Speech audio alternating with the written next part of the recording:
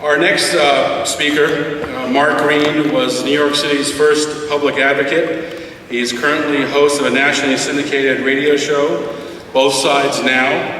And this month he published his 23rd book, Bright Infinite Future. Please welcome Mark Green. Who doesn't blame the media when things go wrong? The right wing talks about the lamestream media to such an extent that entire careers and incomes, see Brent Bozell and Bernard Goldberg, are built on the self-evident fiction that companies owned by big corporations are biased to the left. Progressives, in turn, blame the corporate media when their candidate or cause fails. Both can't be right. Everyone loves and quotes Thomas Jefferson's encomium that if he had to choose a government without the press, you know it, or a press without the government, he'd go with the press, which is understandable hyperbole from our founding. I remember that the Federalist was serialized in New York, I don't know if you personally remember, was serialized by New York papers in 1787, providing the cornerstone of a country and very presciently an award-winning play 230 years later. In 1860, Lincoln's speeches, especially Cooper Union, were reprinted around the country and read by as high a percentage or higher than today are on Facebook. Hence, he wins the nomination and the presidency. In 1953, Edward R. Murrow stirred the nation to finally go after McCarthy. And I'm not going to be partisan, but that raises the question, where is 2016's Murrow to frocking you-know-who? Notwithstanding the phenomenal rise of social media, which is great as it is a largely, for now, self-selecting process. Today the distribution is different from the Federalist to Murrow. It's filtered through a handful of major corporations who have a dog in the fight. News Corp, Time Warner, Comcast, Reuters, Bloomberg, Disney, Viacom, Hachette. They control what most Americans read, not all, but most. This is precisely what Lewis Powell suggested and intended in his now famous Powell Memo of 1971, targeting Ralph and all critics of business. He correctly, sadly, but correctly saw that the corporate media was to be an instrument of corporate power. This is not what the founders intended. Bill Moyers, who, in my view, with Ralph Nader, is one of the two great progressive public intellectuals of our era, said, quote, "The First Amendment is the first for a reason. To hold our representatives accountable and to arm the powerless with information, to stand up to the tyranny of the elite, political or economic. The founders, however, did not count on the rise of the mega media," close quote. So instead of information flowing freely and without bias, News Now, in the phrase of James Hamilton at Duke University, is, quote, "a commodity, not a mirror image of reality," close quote. But private mega media firms are curating public information has its own bias, just as we don't allow batters to call balls and strikes. It's timely that Breaking Through Power dedicates a full day on the media. Preliminarily, let's acknowledge what we all sort of know. There's no such thing as Sarah Palin's epithets notwithstanding, the media. That piñata includes Breitbart to The Nation, Fox to the New York Times, and thousands of others, big and small.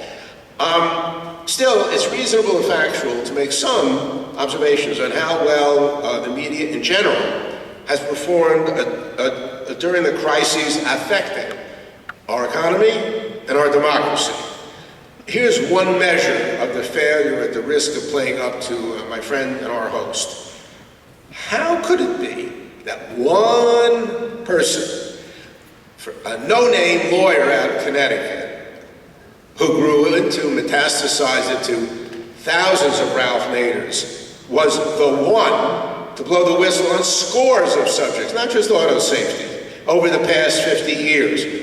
From food safety to pension rights, educational testing, antitrust, regulation, and nuclear safety. Let's examine 3 assertions concerning the mass media to understand why we cannot depend on it to give it to us straight. Axiom 1, the media, of course, is biased to the left. It's almost axiomatic, right? Without need of evidence. I'm sure that it amuses and is news to Rupert Murdoch, who, unlike me so far, owns the New York Post, the Wall Street Journal, Fox, and assorted others. I'm sure it's news to the 80% of newspapers that endorsed Reagan, Bush 41, Bush 43, and Mitt Romney, you know, the liberals in those races. I'm sure it's news, given how the major media for decades have operated almost entirely around the conservative paradigm that trade is always good, that we always need lower taxes, debt is awful, if accumulated by Democrats, and federal spending, of course, correlates with higher inflation. This was thought as the dominating only paradigm until September 17th, help me, 2001, when Occupy Wall Street occupied not only a space, but the mental space in America, and we're still living with it, happily, in the politics of 2016. If anything, there's a bias toward corporate conservatism. The threat or the reality of pulled advertising, make sure a publication and journalists know who butters their bread as if they didn't. Advertising has its privileges. When a journalist, a Pulitzer Prize-winning journalist for the LA Times in 2006, wrote a piece that the heads of the auto companies should be brought up on impeachment charges, GM, as is its legal financial right, pulled a promised $3 million in advertising from the LA Times. Message delivered. Ownership has its privileges. We all remember A.J. Liebling's comment that everyone's entitled to freedom of the press, especially if they own one. Ask Sheldon Adelson in Las Vegas. Of course, who hires and fires? Who decides on the editorial board, editorial head of the page, editorials, not the union, if there is one, not readers, not activists. Of course, it's management and the owners. Some examples, Phil Donahue at MSNBC in 2003 during the run-up and the launch of Iraq invasion and occupation was told, look, you're such a big liberal, you have to have on 2 conservatives every time there's 1 liberal because you count as 2 liberals. And he saw the handwriting on the wall when Tucker Carlson, the bow tie, was hired. And eventually it was quite clear that this MSNBC then thought he was too unpatriotic, that is, not pro-Bush enough. And he was eased off the air, except, notwithstanding, that he was the highest rated show then on MSNBC. And it would be funny, if it weren't tragic at the same time, that Newsweek exposed Colin Powell's falsehoods about WMD before the UN. Then the Bush administration attacked Newsweek for using anonymous sources. Of course, the war was launched by an anonymous source, this is his name, called Curveball, who made it up and is the basis of all essential justification for going into Iraq. A lot of this traces back to the syndrome that Mark Herstegaard wrote about a decade before under Ronald Reagan, on bended knee. How supine the White House corral press corps is, every day having to be spun by and speak in front of the president and his people. Now, it is probably true that most journalists voted for Obama, then Romney, for Kerry over Bush. That doesn't mean that they tilt the news. Everybody has beliefs. Maybe they do tilt the news, maybe others tilt the news, but that has not been shown. And I believe in the magic of the marketplace. If people want to go into journalism, they had better be people who have an inclination toward open-mindedness, accuracy, and evidence, not catechism and shibboleths. So if more people are attracted to journalism because they're, as I stipulate, more open-minded, don't be surprised at the result. Is that prejudicial and self-satisfying? I believe I'd win an argument that one side in this conversation is tolerant and fact-based, maybe wrong, but tolerant and fact-based, and the other side reverses the scientific method. So instead of facts leading to conclusions, conclusions lead to facts. As you know, believing is seeing. Notwithstanding these facts, sad to report, the right wing both has an undue influence over the mainstream media and at the same time has won the public argument that the media is liberal. This is nice work if you can do it, and they have so far. It shows that if you say something untrue often and loudly and consistently enough, Fox, fair and balanced, you can create your own reality for a while. But in the long term, if truth has the same space and ground as error, wrote Franklin, truth will prevail.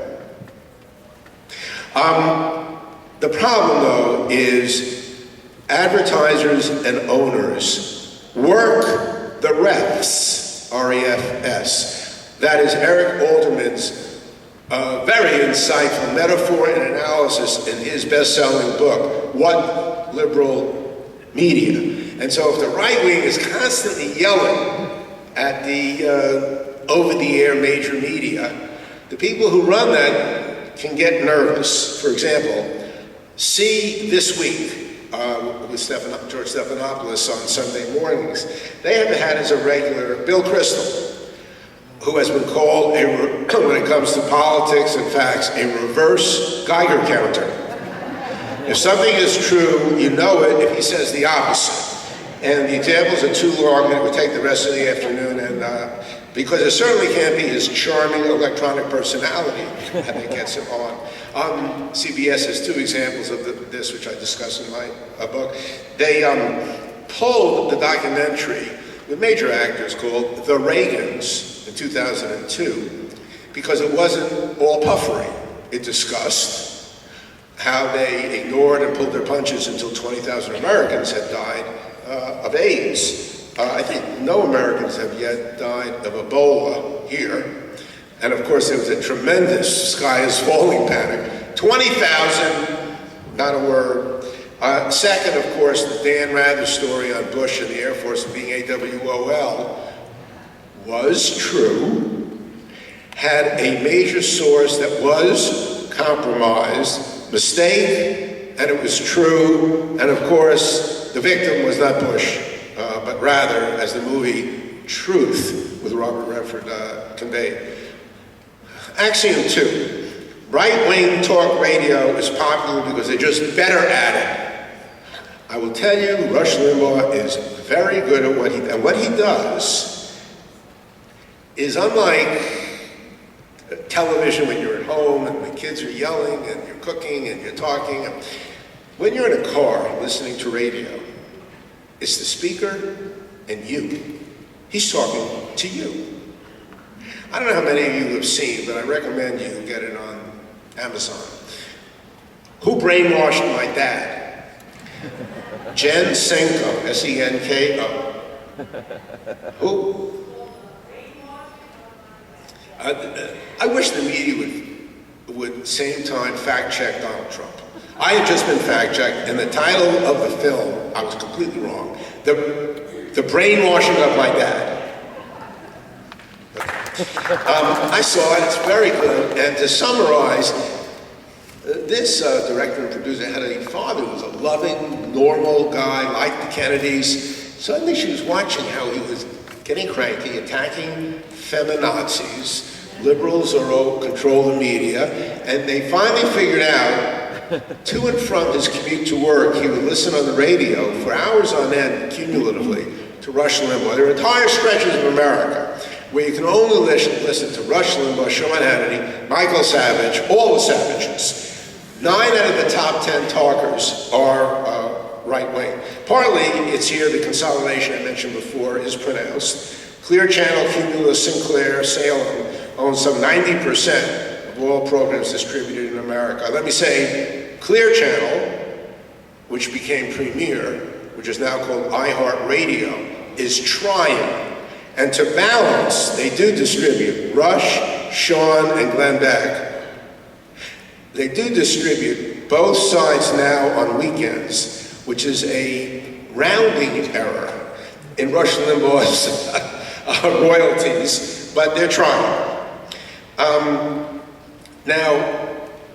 This happened after, causally or coincidentally, but it happened after Ronald Reagan ended the Fairness Doctrine in 1988 on the understanding that while you can't regulate the price of haircuts, I like A, I like B, I wait longer, I do it myself, public information over the public airwaves is, as indicated, essential to a functioning democracy. Imagine if the publicly owned highways allowed only conservative HOV lanes and the minorities had to go on side roads. That would be a joke, but it's what's happening.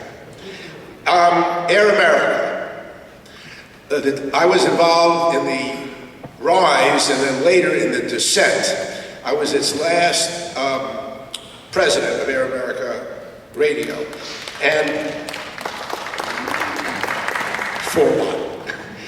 First of all, Limbaugh people say, oh, that he's just more talented. Let me tell you, as a legacy, was there a more talented combination of people since Jefferson dined alone at the White House than Rachel Maddow, Al Franken, and Mark Maron? Think about that lineup. FYI, I'm constantly asked, why did it fail when right-wing works? When you start with a deep pocket like Rupert Murdoch to sustain you during the lean years until you find your audience, that's good. Air America didn't have one. The older white guys who run ad agencies, GM, for example, advertising, they kind of don't like anti-war liberals, I found out painfully. 3, a lot of large companies and networks have no buy lists, no BUI lists. Where they, and I have the memos, they send it to advertisers and stations saying, you are not to run advertising on Air America stations. And finally, and this is interpretive, but I really believe it, I don't know how many of you saw Jonathan Haidt's book, The Righteous, what was the name of it, miss? Righteous People, The Righteous Mind. He said that it's almost chromosomal or genetic. Some people have a chemistry that they just like. Hierarchy, the army, the clergy, ditto heads, and other people embody what Robert Frost once joked as the definition of a liberal is someone who won't take his own side in a debate. The combination is then that talk radio is completely dominated by one side of the ideological framework. Axiom 3, Fox TV, again, they're just more entertaining with better graphics than the competition. Well, that could be true. Let me talk about Fox in the 3 minutes and 6 seconds I have remaining, and then the conclusion. Bear with me. During the spring of 2011, Harold Camping, an octogenarian preacher and Christian broadcaster, grabbed headlines for pinpointing the precise date of the rapture, May 21st, 2011. His followers quit their jobs and donated their savings to spread the word on thousands of billboards, and some even retreated into the mountains to await the day. But when it passed and the earth remained intact, a humble camping threw in the towel. I mean, there was the evidence, and announced he would no longer be in the business of prophecy. This is not a story that worries Fox News. For while camping finally acknowledged that the truth has consequences, the cable channel has rewritten love stories' famous 70s axiom, Fox means never having to say you're sorry, close quote. So whenever anything happens, and Fox has 100 segments on Benghazi, is Obama's Watergate, Hurricane Sandy is Obama's Watergate, Ebola is Obama's Watergate. When nothing happens to sustain that, they move on and say, oh, did you see that Michelle spent $200 million on a trip with her daughters to Southeast Asia? That was a big narrative for a while. Equally untrue. I don't have to educate you about Fox, but let me give you just two very personal examples. The last time I was on Bill O'Reilly, he once a year has a thing, a war on Christmas. He means war on Christians, but okay, he calls it a war on Christmas. And so he had me on, and I knew what to expect. He thought this Jew would say, we don't want creches in public places because of separation of church and state, but it's okay to have a menorah. He asked me the question, and I go, it's okay to have neither. Because you don't, a menorah may be a secular object, but it's sort of emblematic of the Jewish holiday. And so it should have neither. The next day, he went on his show and said, quote, I thought Mark Green was a good guy, but what a hypocrite. He said we shouldn't allow creches, but we should allow menorahs. I contacted the producer. I said, he has to correct this. And then he said, well, Bill had a different interpretation of what you said. I said, like, no is yes? What kind of interpretation is that? Next, right after Sandy Hook, I said, gee, if we have registries of sexual predators, we should have registries of gun ownership. Who has a gun permit? Quickly, I got called by Hannity's producer to go on. I knew what to expect. He said, are you equating sexual predators with gun owners?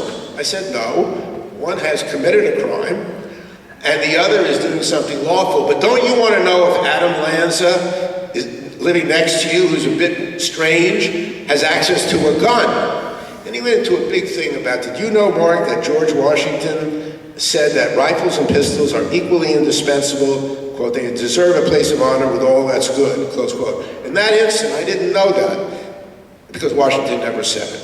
A Washington scholar said it's a made-up quote. So when it turns out, when Frank Rich raised an interesting issue, why are we spending our time on the left attacking Fox? Not even a minute and a half. When they just 3 million listeners, tops, in a country of 320 million, the answer is they poison the well of democracy. They make Republican candidates lurch to the right, be it local or for president. With the huge impact, they have made it more likely that the House and the Senate are Republican. Gerrymandering, Wyoming has as many senators as California because of the original Connecticut Compromise. But less likely, 5 out of 6 of the last presidential popular votes, have gone against the Republican nominee. So Fox, be careful what you wish for. 3 conclusions in a few sentences. One, the most important people in American journalism are not Chuck Todd or Arthur Sulzberg. It's the no-name producer at the evening news shows who decides what gets on. And as the Fox people run 100 segments that Hillary will be indicted, or whatever it is, that Michelle spent $200 million, she or he has to decide to let it break into the mainstream media or keep it isolated on the right. We're going to see that about whether the Clintons killed Vince Foster again this week, which the Republican nominee Second, and this is not a partisan comment, Bernie Sanders, along with Elizabeth Warren and Ralph Nader, a lot of other people, are showing there is a natural progressive majority in America. You wouldn't know it by reading the mainstream media. The reality, which we're going to see this November again for the 6th of 7 presidential elections, is the center is liberal. It's not split 50-50. Chris Matthews is wrong. It's not a 45-45 country. It's a 50-45 country if you count voter registration and counting leaners and looking at recent votes and looking at the demography of it. So I've had it with the ethic that, of course, Ann Coulter's books get an audience, but not Bob Kuttner's. And finally, I look to John Nichols, who's speaking later today, who knows more about this than I do. What solutions are? There's no solution like letting 18-year-olds vote. There's nothing that simple. The big solution is better education. Because if you're dumb about issues or uneducated, you're going to buy some of the stuff that's being said. The fairness doctrine could be recalibrated and reintroduced, tougher cross-media ownership. The FEC could require a rule requiring the source of financing of ads so the public can judge who is spinning them. And I want to thank Ralph Nader, et cetera, for this citizen summons. And so you all should go home and summons the top people at your TV, radio stations, and newspapers to answer why there's a tilt against local news or any political bias. See who shows up. But I have good news. If you are a believer in the marketplace, millennials voted 3-1 for Obama. They're nearly 2-1 registering as Democrats. They're much more liberal than others.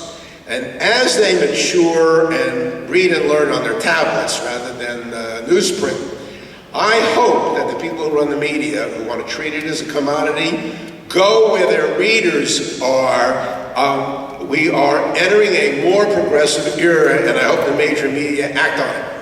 Thank you very much. Now we have a panel of 3 really excellent guests. First, Eugene Jarecki, who is one of the top documentary filmmakers in the country. He's covered a wide variety of issues. Henry Kissinger, Ronald Reagan, the drug war, military wars, and they're all excellent. If you ever get a chance to see a Jarecki film, make sure you do. Laura Flanders of The Laura Flanders Show, which you can see anytime on lauraflanders.com.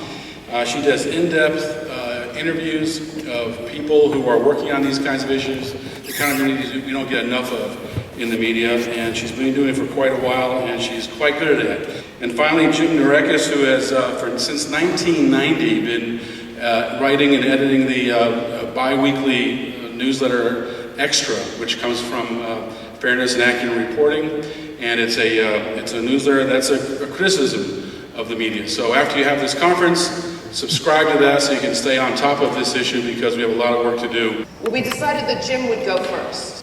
The idea that democracy is threatened by a mass media owned by for-profit corporations and mostly funded by corporate advertisers is not a new concern. It goes back before the beginning of broadcasting. Jepton Sinclair's 1919 press expose, The Brass Check, not earlier. When radio was just getting started, there were concerns that commercialism and control by wealthy owners would limit the information and ideas available to the citizenry. And when television arose as an even more powerful medium, the plea was redoubled that there ought to be, at the least, a parallel system that was not controlled by what we did not yet call the 1%, that was not beholden for its resources to giant corporations who see programming mainly as scaffolding for their billboards. And thus was born the American system of public broadcasting, what we've come to know as PBS for television and NPR for radio, though of course there are other institutions involved. This system was formed, in the words of the Carnegie Commission that provided the blueprint, to provide a voice for groups in the community that may otherwise be unheard, serve as a forum for controversy and debate, and to help us see America whole in all its diversity. It was a great idea, and if it had succeeded, it's an open question as to whether any of us would be here today if there really were a robust, truly public media in the United States to cover what's not being covered, to ask the questions that media conglomerates and the corporate advertisers don't want to ask. Would there really be a need for a national conference to break through to the media? Unfortunately, that kind of public media is not what we got, and the promise went unfulfilled by design. It was understood from the beginning that what public media needed to be truly independent was independent financing, a flow of resources, that could not be turned off by either corporate or government elites. But because such independence was feared, public broadcasting was prevented from getting a dedicated, untouchable funding mechanism. Instead, public broadcasting was to be funded through the Corporation for Public Broadcasting, which had to return regularly to Congress to ask for money. Its board is appointed by the U.S. President, providing another mechanism for political control. While in theory, it's supposed to act as a heat shield, protecting public stations and programmers from political pressure, from the very beginning it played the opposite role, with Richard Nixon stacking the deck of loyalists, who at one point voted to cut off all funding for PBS News and public affairs programming. Over the years, pressure from Congress and from the White House via CPB appointees has alternated as the chief mechanism for keeping public broadcasting in line. Scrutiny of every broadcast that can be read as a challenge to official orthodoxy became a ritual of CPB reauthorization. Deficit-cutting zealots would threaten to zero out funding for public broadcasting, met with demands to save Big Bird, and fervent promises from public broadcasting executives not to air any programming that would offend right-wing Congress members' sense of fairness and balance. As James Ledbetter wrote in his History of Public Broadcasting, the taxpayer subsidy has repeatedly been used as a club. Like a dog that has learned to flinch at the mere pantomime of its master's lashing, public broadcasters know how to avoid topics and methods of criticism that might bring down the hand of rebuke. Opponents of independent public broadcasting were never really going to cut off funding entirely. They knew that the government leash was much too valuable as a tool of control. But they also knew that the government leash was not sufficient to ensure ideological safety, which is why they made sure that the government subsidy would never be enough to allow public broadcasting to operate without additional income from corporate sponsors, who in the world of public TV and radio are generally referred to by the euphemism underwriters. Now, the party line from the public broadcasting establishment is that this corporate money would never ever affect their programming. They never seemed to notice that this claim, taken seriously, would negate the central rationale for setting aside part of the broadcast spectrum for non-commercial broadcasting in the first place. The fact is, if anything, sponsors have more power as so-called public TV than at the for-profit networks, because it's very difficult to get anything on the air in public TV unless a corporation is willing to not only put up the money for it, but also allow its brand to be identified with it. This is a big part of the reason that there's a nightly business report on public TV, produced by CNBC, which is, say, Comcast, but no nightly labor report, no nightly consumer report, no nightly environmental report, nothing in short that would be likely to produce a sustained critical look at corporate America. Another reason for that is that public broadcasting stations, TV and radio, in enthusiastic pursuit of getting the largest amount of money from the smallest number of people, have basically been putting seats on their board up for sale. Since the boards legally control the stations, this is in effect public broadcasting putting itself up for sale. And the sale is virtually complete. A 2014 fair study of the boards of major public TV stations found that 84% of board members had corporate backgrounds, either working as executives for elite businesses or on the board by virtue of a corporate family fortune. A follow-up study in 2015 revealed that 75% of board members of leading public radio stations likewise belong to the corporate world. The result of all this is a public broadcasting system that functions more as a public relations vehicle for corporate America. That's why PBS Nova can air a program on the wonders of drone technology that's paid for by Lockheed Martin, a major drone manufacturer, and why Public Radio International can air a program on how great natural gas is. Natural gas will do everything we want it to do, it's a direct quote. That was funded by Qatar, a major exporter of liquefied natural gas. And why it's okay for NPR's Morning Edition to cover the passage of Fast Track, paving the way for the TPP and TTIP, by interviewing 3 corporate lobbyists and no one else. But apart from the specific services that public broadcasting provides to particular corporate interests, the broader PR role it plays is for the corporate media system itself. Are you unsatisfied with the news and debate you're getting from the handful of media conglomerates that control our public discourse? Well, here's a totally different system that happens to be funded by the same corporations, managed by the same corporate elite, beholden to the same government officials, whose agendas are promoted by commercial media. But other than that, it's totally different. The primary function of public broadcasting as it currently exists is to serve as a decoy media, to distract people from our anti-democratic media by providing the illusion of an alternative. Public media is a great idea, and we still ought to try it sometime. But in the meantime, we've got to build our own network of truly independent media, community radio stations, alternative magazines, web-based news sites to do the job public broadcasting was created to do, to provide a voice for the voiceless and to reflect America in all its diversity. Jim, how many of you subscribe to Extra? Now, how many of you are going to subscribe to Extra now that you've heard the kind of great stuff that's in it? How many of you support your local independent media outlet, whether it's a community radio station or a Pacifica station or something like that? How many of you subscribe to a podcast and actually contribute money? Good for you. What's wrong with the rest of you? Just asking.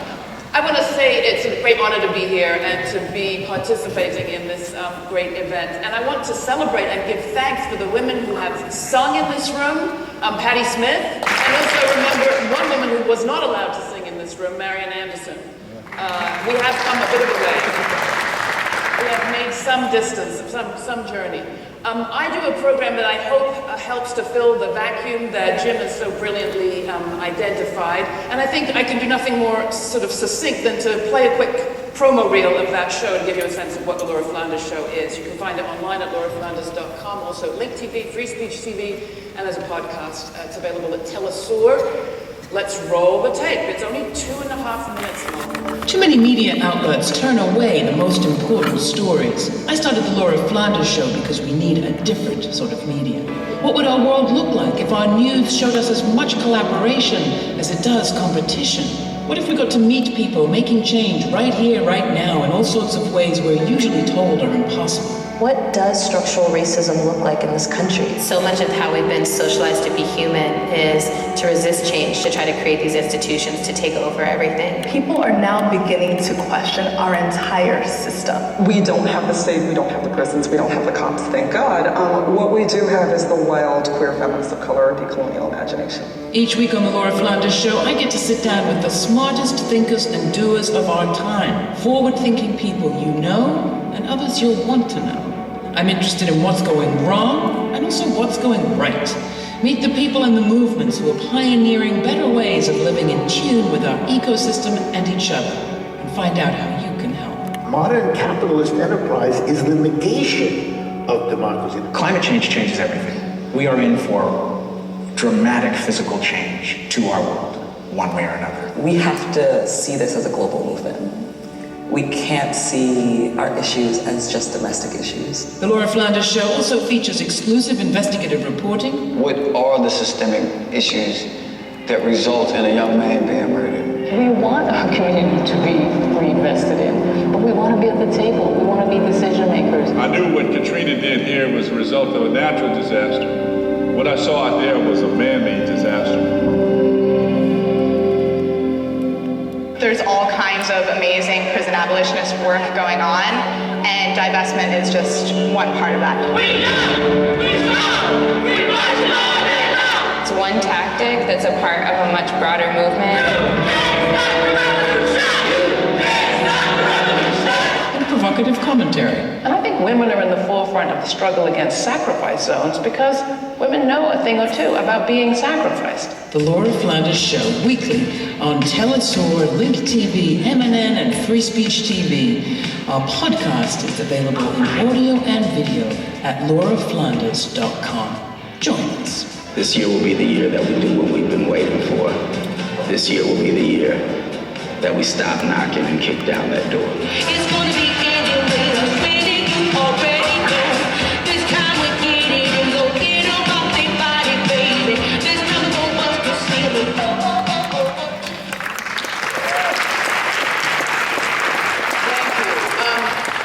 I saw a sign as I was leaving today, also traveling by train. I wish I'd been in the same carriage as Patti Smith. It was an advertisement for a new series that apparently is coming to television. It has something to do with the apocalypse, I think. But the slogan was, or the advertising line was, "The beginning is nigh." And I thought, that is the most systematically excluded story of our time. Not the apocalypse part. But the beginning part. I happen to believe that one of the most consistent facets or functions of our money media is to keep us from the good news. We get a certain amount of the bad news. What we don't hear is the change that is being made. And when we do see or get confronted with obvious examples of people doing things we were told they couldn't possibly do, like someone like Bernie Sanders getting 7 million votes. We're kind of told, well, this is a phenomenon that's happening on the right, it's happening on the left, it's all equivalent. You know, Ralph may have 30,000 people at his, Bernie, as Ralph did, may have 30,000 people at his rallies, but Trump has big rallies too. There are 5,000 people at many of Trump's rallies that have gotten more coverage than Bernie. Outside of the question of the kinds of grassroots change that we cover on our program, because another message that we get from our media is that the only politics that matters is electoral politics, and that simply isn't true when you look at what changes things in America.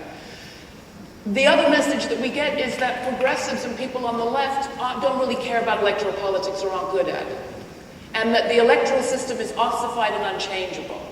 Well, if you look across, and the final message that we get is that we live in an isolated island separate from the rest of the world.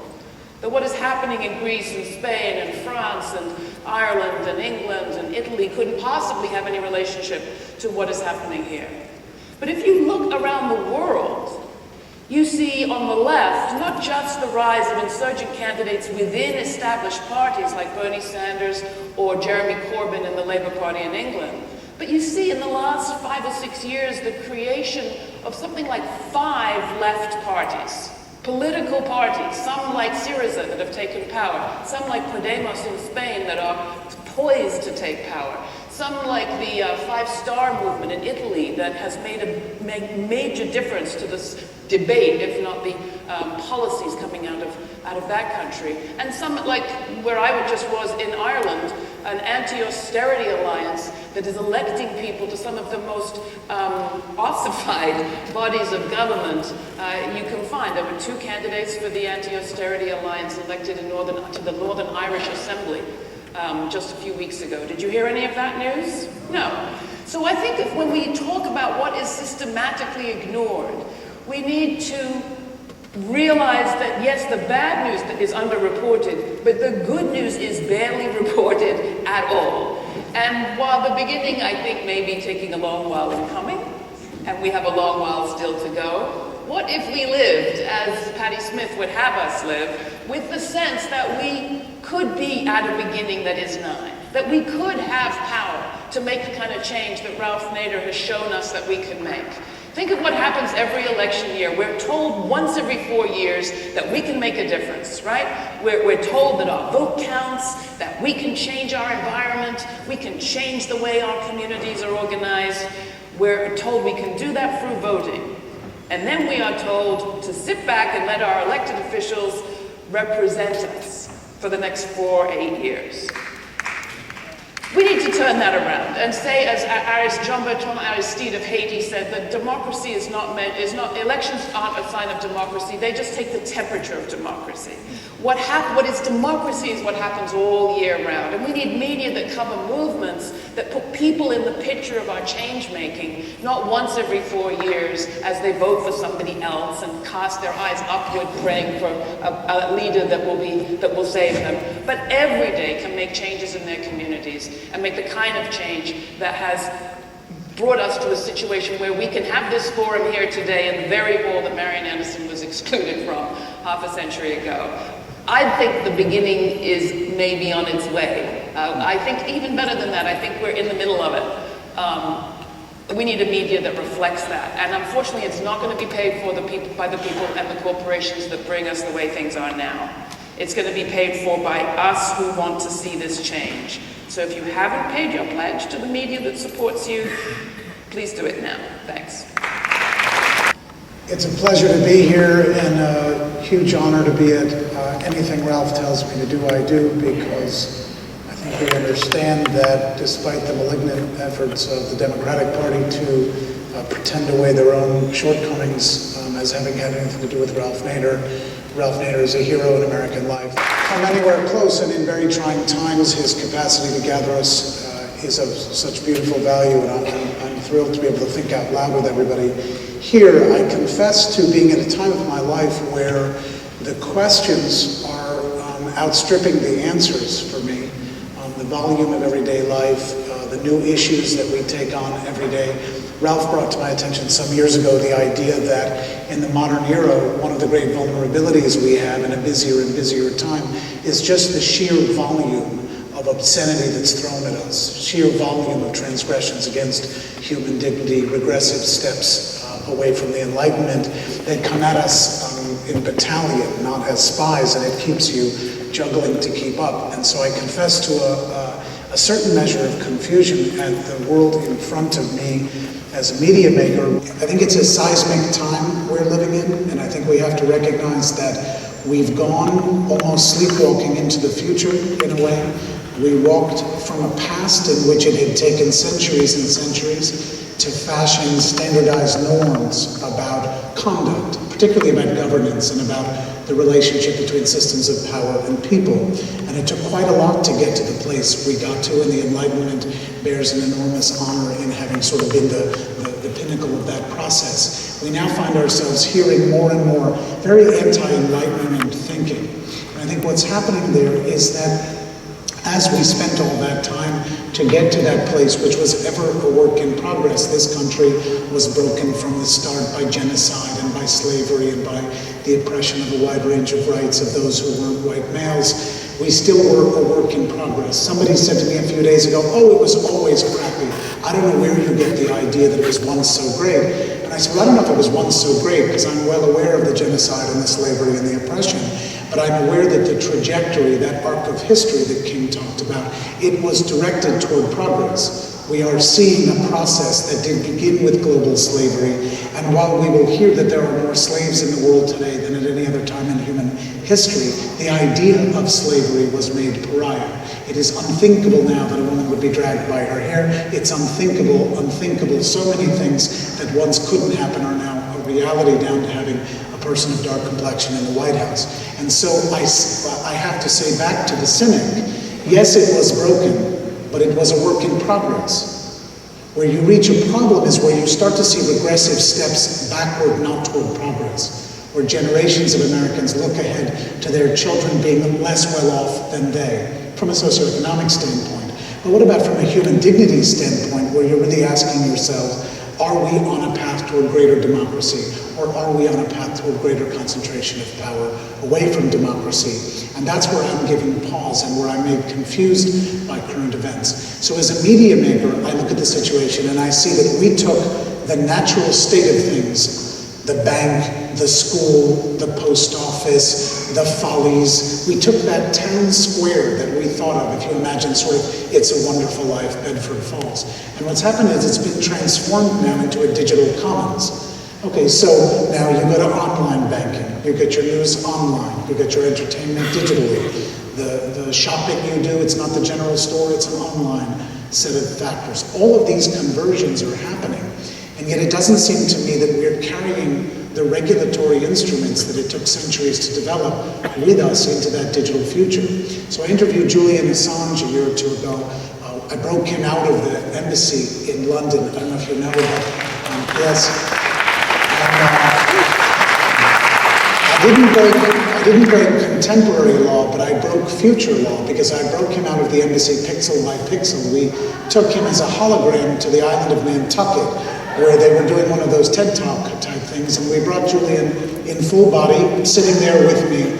You can watch it online, and you can watch Jimmy Fallon make fun of us because we tried to high five in cyberspace, which was embarrassing at best. When I got him out, I said to him, what do you think of the digital commons? They say the digital world, it's like the Wild West. And he went, in cyberspace. He said, if what you mean by that is it's a lawless place where anything goes, the cyber world, he says, that's nonsense. It's one of the most tight law enforcement nets in the world. What it is a frontier only in the respect that there's no provision of rights for you. There's a tremendous, he says, if you get a traffic ticket in Albuquerque, they're going to know about it in Tallahassee moments later. Make no mistake. So the law enforcement aspect, the centralization of power, the centralization of local, state, federal, international power, that's doing just fine. It's actually more robust than ever. What hasn't come is the provision of an architecture of rights, the Magna Carta's child of today. And so I'm terribly frightened by most of the conversations that go on around us, because they aren't systemic, while the change we're experiencing is systemic. And I'm perfectly of the same mind that it is about doing it yourselves. It is about podcasts. It is about supporting local media. It is about local everything. It is about starting inside yourself with mindfulness and then letting that radiate outward into choices you make in your small community larger circle, largest orbit, and ultimately the world. But we will get nowhere until we start to demand that, we now live in a world where we accept that we used to lick an envelope and close it, and we could assume that if it got to the other end and seemed closed, that nobody had read it. There isn't a person in this room today who won't send an email in the next day or so, and that email will be read. So we have just sleepwalked into a future in which it's okay to read our mail. When privacy is the cornerstone of democracy, how can you possibly have democracy? How can you possibly have protest or the effort to hold a system to account if the system can see you coming? How would we possibly have broken off from England? How would the South Africans possibly have had a revolution, the French and so forth, without secrecy? And so now privacy is gone? What next? And how do we possibly trim the fruit and the weeds away from this tree without getting down to the root system, which is being systemically, seismically altered in ways that I think we need to talk about as much as we need to talk about our own activities in the local space, which are of utmost importance. But simultaneous to that, how can we not be holding public officials to account who are, for example, antagonistic to whistleblowing? Can you imagine that a person shares information with the public of an unbelievable public sensitivity, and a politician like Ms. Clinton, for example, can want to put Edward Snowden in jail, and she can survive public scrutiny with that in mind? A public that is saying, I'd rather not know. I'd rather sleepwalk into that future without regulatory instruments that assure that I have the information I need to make democratic decisions. So I think seismically we need to think where they're fracking the democracy. A question or two? They fracked democracy on 9/11. Thank you. And all the presidents got it wrong. I'm talking to the 30 years in Congress. You want a question? I want a question. I want to know, would somebody debate somebody who knows something about the event? Okay. Would anybody debate about the question of whether there was high government officials involved? All right, question number one. We're going to get two more questions. Two more over here. Another question? Yes. On a different topic? Yeah. There's something here in Washington, D.C. every July called the Whistleblower Summit for Civil and Human Rights. It is a group of whistleblowers who've dared to tell the truth. We go from NSA whistleblowers all the way. Question. And the question is, do you think it would be possible for this to connect to that? Because these are a group of people who've come out. This last question here, different topic. That's like a black box, digital. Yeah. So three questions having to do with our democracy, really. One, could this organization connect with the Whistleblower Summit? Two, would we on our programs or our various platforms engage in this discussion about 9/11? And three, what about the authenticity of our voting systems? Yeah, black box electronic voting. You've been making films about this kind of undermining of democracy that speak in a way to some of this. Sure. I mean, look at for every question that we have, there's validity. Of course, there's validity to talking about what was known and what was engineered about 9/11. You'd have to be foolish to know the history of false flag operations from the Reichstag to Tonkin to elsewhere to imagine that 9/11 is an absolute shock and surprise, and you'd have to be naive to imagine that. To get into how deeply government officials were involved needs to be done so surgically so that it's worth its time, so that it doesn't get marginalized by just sort of having more heat than light. But it's a conversation that's beautiful to have because the public saw in that day whatever they saw, and they then watched an extraordinarily perverse manipulation of what happened into wars that have cost trillions in treasure and priceless in lives. And so I think the public more than ever understands, well, we don't just do everything right. And if we don't just do everything right, more than ever, I think conversations about what happened that are worth reaching back to and making the public rethink. Otherwise, that scab kind of covers over and it never really gets addressed. I think think in terms of black box voting, I think I'm out of my expertise. The manipulation of voting is the same part of walking into a digital space unarmed by the protections of the past. You know, I'd like to have some licking of envelopes until we know how to make digital envelope sealage happen.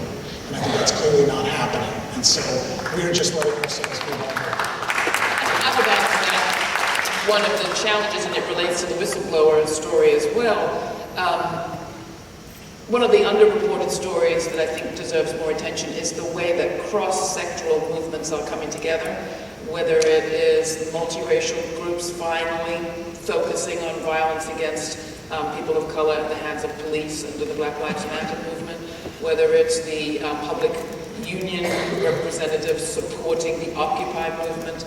I think that when it comes to the question of black box voting, we have still to see that cross-sectoral connection between those worried about the electronic aspect of it and those worried about the denying voting rights aspect. There are two ways that our democracy are being undermined. In certain places, I think in Ohio, we saw some connecting. We saw both a challenge over voting rights and a challenge over the integrity of the vote in the digital form.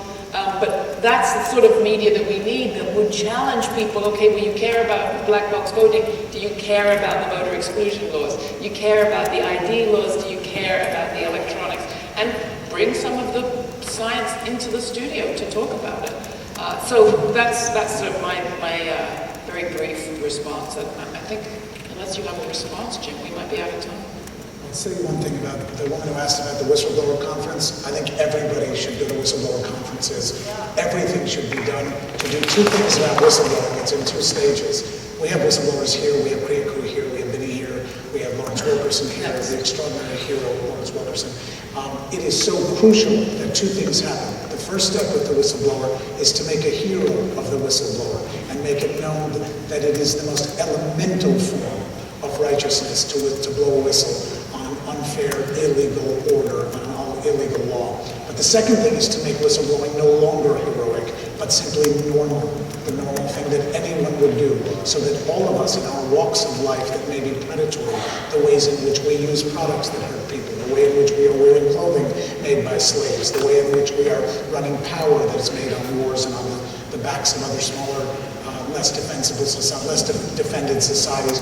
All of that is stuff where we ourselves must whistleblow on ourselves, on our own lives. It ought to become normal to apply morality to the conduct of modern life. So start with heroes and then let's make us all normal. And I think if Winona LaDuke was here, she would be saying that Native Americans and Indigenous people are our original whistleblowers.